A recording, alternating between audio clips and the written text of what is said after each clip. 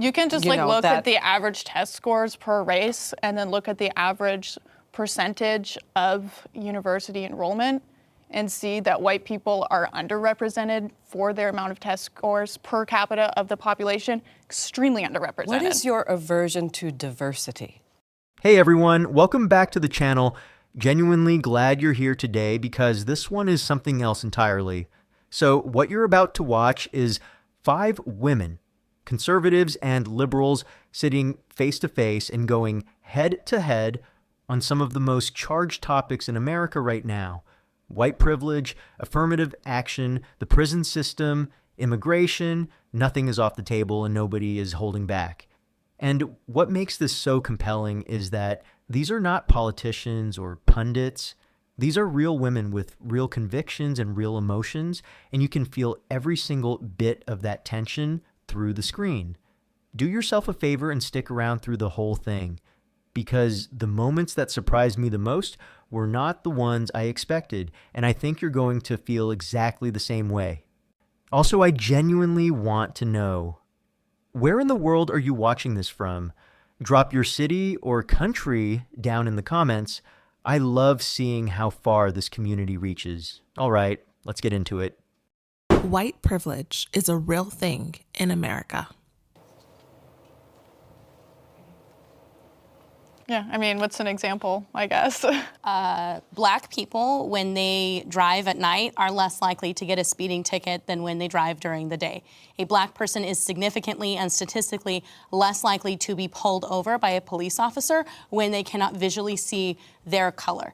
That tells me that white privilege is real. What about Asians? What about them? What about black people versus Asians or Hispanics or something? I'd say it goes for Hispanics as well.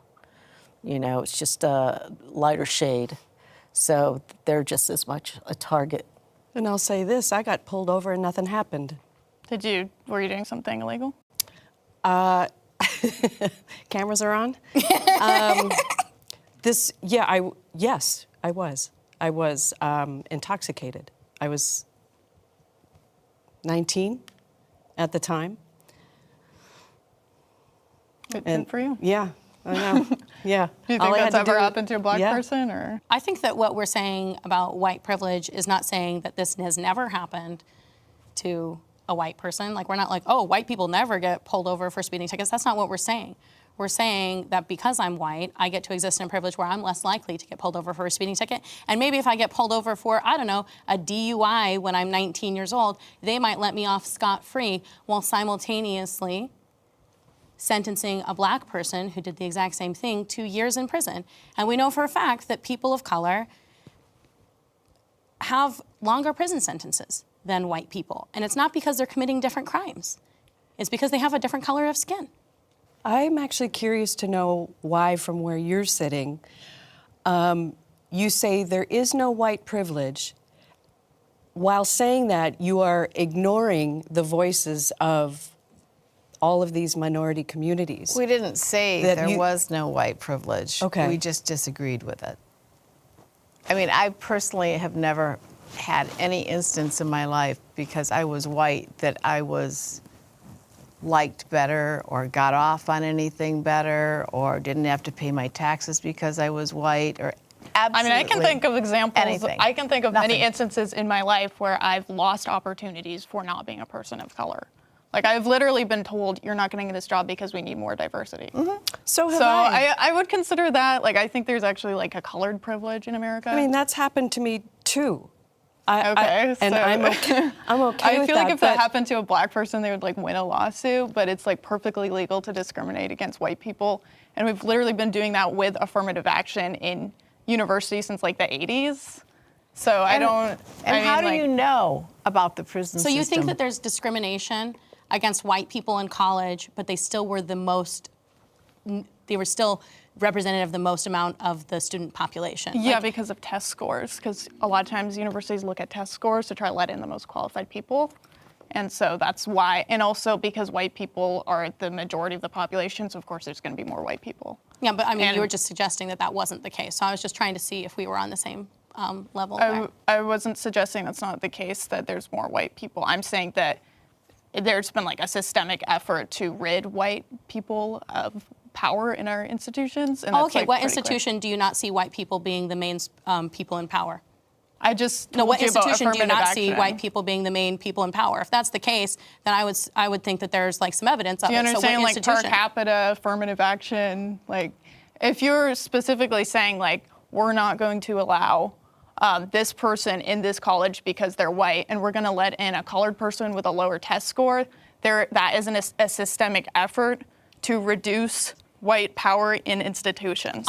The moment Chelsea brings up this traffic stop argument, I need you to notice what is actually happening here. She says a black driver is statistically less likely to get pulled over at night because the officer cannot see their race. And she uses that as the centerpiece proof that white privilege is real in America. And here is where things get interesting for me. That same standard, using data and patterns to prove something, gets applied very selectively 2 minutes later. And nobody in that room calls it out, because Sarah then says something that should have stopped the entire conversation cold.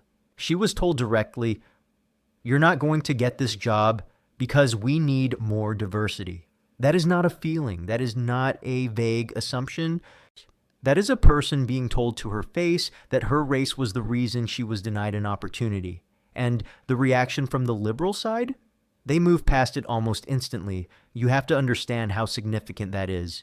The entire framework being built here says racial disparities are real, harmful, and worth talking about. Fine. But the moment someone shows you a racial disparity going the other direction, suddenly the framework shifts. Suddenly it becomes a different kind of conversation. Jennifer then brings it back to university admissions and test scores, and this is actually something worth knowing. The debate over merit-based versus representation-based admissions has been in American courts since the 1970s. The Supreme Court has weighed in on it multiple times across 5 decades. This is not a new argument. It is one of the most consistently contested legal battles in modern American history, and the fact that these women are having the exact same argument at a table in 2025 tells you everything about how far from resolved it actually is. What you are watching here is not just a conversation about privilege. It is 2 completely different definitions of what fairness even means, and that is what makes this impossible to resolve in a single conversation. I would argue that's a systemic effort to allow people who were not given a position of Who aren't privilege in qualified. society an opportunity. That is not true. That is just not true. I don't know why you're even saying that, because you're talking about people that can have the same score. So No. that there are wholly qualified people. You can just You like know, look that- at the average test scores per race and then look at the average percentage of university enrollment and see that white people are underrepresented for their amount of test scores per capita of the population, extremely underrepresented. What is your aversion to diversity? I don't want to be like replaced at a job because I'm You white. are not being replaced. I literally just said I've not gotten jobs So because have of I, diversity but I don't quotas. feel like I'm being replaced. That's what that is. You could have got that job if you were black. So how is that not being replaced? That's what affirmative action is. What do you think it is? No, that was casting. That's what that was. It was casting. But why is it hard for you not to just go, I did not get that one, let me go for this one?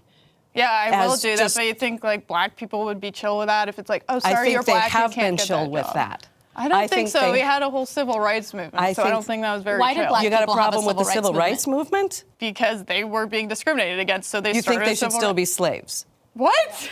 I mean, that's not what I'm saying. I'm saying they weren't chill with being You discriminated think that we against. should I'm not still chill have with them it at the either. back of the bus? Like, What? these things That's not what happen I'm so that we saying. could have equality. Why is equality difficult How is it for you? equality for me to not get a job because I'm white? Why is it a problem to just work harder? I mean, how would you feel if white people said that to black people pre-civil rights? I feel like you probably say that to black people post-civil rights. Well, I did not say that to black people. I heard you but use the word colored in reference to people, and it's 2025. I'm pretty sure I said people of color. You said colored people. I People literally. of color. Oh, sorry, people of color, colored people. Like, why is one like the politically correct thing and one is like the worst thing to say in the world? It's Well, like you know what? Changing two words around. The reality is that neither you or myself is the right person to make that decision because neither one of us is a person of color. I and can say neither whatever one I of us- want. What you're saying? I can't make the. You were in the No, other I'm room telling talking you about why free it's. I'm telling you speech. why it's not socially acceptable. I'm not telling you that you're not allowed to say it, am I? I was just giving you the reason of why Are it's there not any socially words that acceptable. like black people can't say that aren't socially acceptable, or is it just white people? Well, I feel like black people are, generally speaking, a minority population. They're not coming from a position of power that you are. They're allowed to say anything. So we're talking about a power dynamic. You know, like what we're having a conversation about is a power dynamic. Okay, This is the section where I think the liberal side genuinely starts to lose the argument. And the frustrating part is they do not even seem to notice it happening. The conservative makes a specific claim. There has been a systemic effort to reduce white representation in institutions, and the liberal fires back asking what institution she does not see white people leading. And that sounds like a strong counter. It sounds like it lands hard. But here is what nobody says out loud. The conservative was talking about a specific policy, university admissions, a named, documented, legally challenged policy. And instead of engaging with that specific policy, the response immediately jumps to a sweeping statement about who holds power in all of society. You have to understand how that move works. Going from specific to general is one of the most effective ways to avoid answering something directly. And it happens so fast in this conversation that most people watching will not even catch it. But once you see it, you cannot unsee it. Then we get to the language exchange, and this is where it genuinely gets fascinating. The liberal argues that neither of them should be deciding what language is acceptable because neither of them is a person of color. And the underlying logic there is worth sitting with. The group most affected by something should have the most say in how it gets discussed. That is a coherent position. But then she frames the entire thing as a power dynamic. Who holds power determines who gets to speak freely, and the conservative responds immediately saying, I can say whatever I want. Those 5 words are not stubbornness. That is a direct statement about where she believes the line on free expression sits. She is saying the power dynamic argument does not override her right to speak. And whether you agree with her or not, that exact line in the sand is where the entire free speech debate in this country is currently being drawn. And it is only getting louder.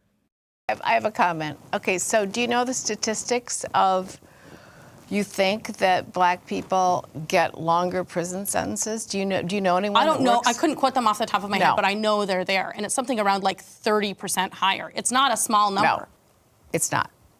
What is it? I know very much about the prison system. Well, what is and it then? everyone is. I don't know Oh, you the don't know it. number. Okay. I don't All right, know I'm the glad we had number. that talk. But What do you- how do you my know- my what do you brother know was about the the high prison system? security deputy warden at 3 prisons in Michigan. My father did all the maintenance for all the prisons in Michigan. Am I supposed to feel grateful that you come from a family of slavers? I don't understand. No, they're not slavers. They were Oh. federal government employees. Oh. Okay, they worked very hard. There's very equal rights in the prison system. You think people who work at a prison are slavers? I think Yeah, that the that- United that States. was- I think that the United States prison system is an extension of slavery and has been used as such, and it was codified into the So we're not United supposed to States have a prison Constitution system to say if that someone people. kills somebody? Huh? So we're not supposed to have a prison system if somebody Yeah, like, kills what somebody? if someone That's not what I said. What if someone like raped and murdered? I don't like, a wanna family deal in member? hypotheticals. Do you That want- wasn't do the like, conversation You mean like we the were what do you president? think the solution should Somebody be? like the president? Yeah, if the president let's raped just or go. murdered your family member, That do would you be- want him to like go to there, prison? we can go there. I mean, what, You mean what's like the What's president? the alternative to prison? I don't understand. Well, I mean, the alternative to prison is reform. The alternative to prison is treating people like human beings. The alternative to prison is like adopting. practically, like what does it actually look like in the real world? I don't know, ask Sweden, ask the United Kingdom, have ask Germany, presidents. ask France. Yeah, but they all treat them And like they human also have like beings. much higher levels of rape in recent years, probably because of that. Because they were just Have like, you ever If I been- made stuff up, we could continue having a conversation based up on made That's up not stuff all making the stuff time. up. You can just look at rape Well, all the stats. white people are raping everyone all the time. Sorry, guys. It's just a fact because I said it out loud. Well, it's not. I mean, per capita, you can look at like who rapes more, black people or white people. Donald Trump?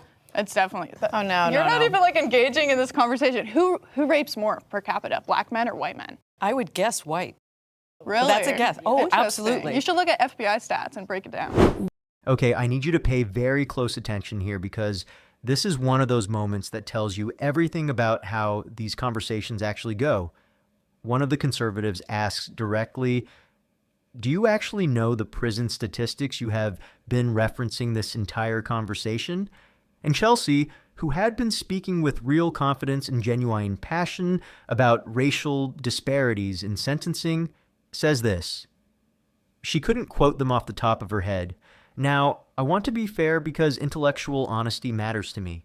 It is completely human to believe a statistic is real without having the exact number memorized. Nobody walks around with a spreadsheet in their head. But here's the thing.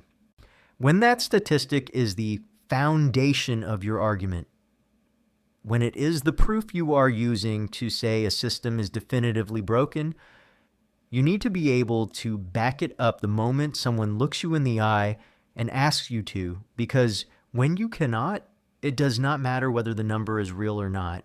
You have just told the entire room that you were arguing from confidence rather than knowledge. And those are two very different things. There is actually a lesson in this that goes back thousands of years. Aristotle identified 3 foundations of a strong argument: ethos, pathos, and logos: your credibility, your emotion, and your evidence. Chelsea had the emotion. She absolutely had the passion. But the moment logos disappeared, the moment the evidence went soft, the entire argument lost its ground. That principle is ancient and it still plays out in every debate you will ever watch. Then the conservative brings up her family's background and corrections. Her brother was a high-security deputy warden. She is trying to establish real ground-level knowledge of how the system actually functions, and the liberal responds by calling her family a family of slavers. Let me be completely direct about this. That response ended any chance of a productive exchange in that moment. Not because criticizing the prison system is off limits. It is a real and ongoing conversation that deserves serious attention. But because instead of engaging with what was actually said, she reached for the most extreme characterization possible of a personal family history. That is not a rebuttal. That is a shutdown. And when you go for the extreme label instead of the argument, everyone in that room feels it, even the people who agree with you on the underlying issue. So what do you guys think of this? Leave your thoughts down in the comments. Please like and subscribe, and I will see you at the next video.